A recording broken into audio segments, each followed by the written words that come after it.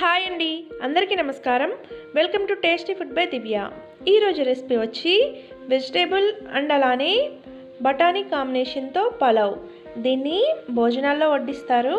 ఈ పలావ్ అనేది చాలా టేస్టీగా ఉంటుంది. ఇప్పుడు ఎలా ప్రిపేర్ చేయాలో చూద్దాం.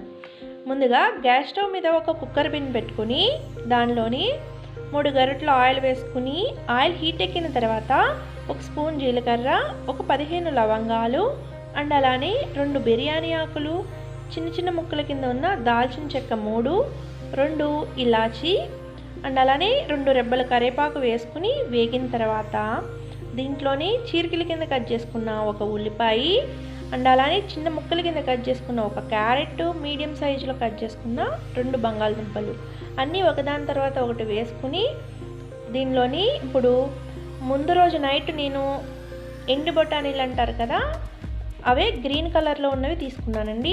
ముందు రోజు నైట్ నానబెట్టుకుని అవే బఠానీని నేను ఇప్పుడు యూస్ చేస్తున్నాను. ఆ బఠానీ ఒక కప్పు వేసుకున్నాను. దీంట్లోనే 2 స్పూన్లు అల్లం వెల్లుల్లిపాయ పేస్ట్ వేసుకుని అంతా పచ్చివాసన పోయేదాకా మగ్గించుకున్న తర్వాత 1 స్పూన్ కారము అండ్ అలానే గరం మసాలా 1 స్పూన్ వేస్తున్నాను. ఇవన్నీ వేసుకుని ఒక్కసారి అంతా మిక్స్ చేసుకున్న తర్వాత నేను ముందుగానే బియ్యాన్ని 1 గంట ముందు నానబెట్టుకున్నానండి.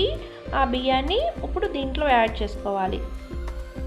ఇలా యాడ్ చేసుకున్న తర్వాత అంతా మిక్స్ అయ్యే విధంగా మిక్స్ చేసుకుని ఈ బియ్యంలోని ఈ మసాలా ఫ్లేవర్ అంతా పట్టే విధంగా సిమ్ ఫ్లేమ్లో పెట్టుకుని కుక్కర్ మూత పెట్టుకుని ఒక 5 మినిట్స్ మగ్గించుకోవాలి.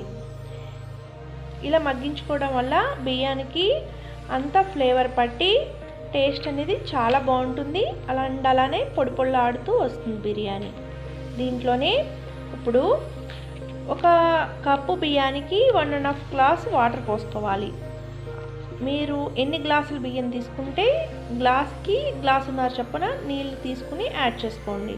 దీంట్లోనే ఇప్పుడు రుచికి సరిపడా ఉప్పు వేసుకుని అంతా మిక్స్ అయ్యే విధంగా కొత్తిమీర వేసుకుని కలుపుకోవాలి.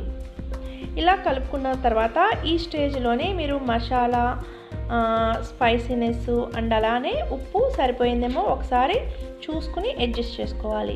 అన్నీ కరెక్ట్గా సరిపోయినాయండి. కుక్కర్ మూత పెట్టుకుని విజిల్ పెట్టుకుని ఒక 3 విజిల్స్ రానివ్వాలి. 3 విజిల్స్ వచ్చాక ప్రెషర్ పోయాక కుక్కర్ మూత తీసుకుని ఓపెన్ చేసి చూద్దాం.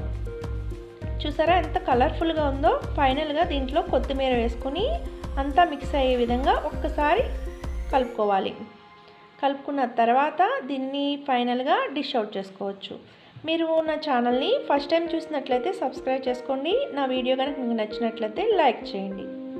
ఎంతో రుచికరమైన బఠానీ కాంబినేషన్తో వెజిటేబుల్ పలావ్ రెడీ అయిపోయింది.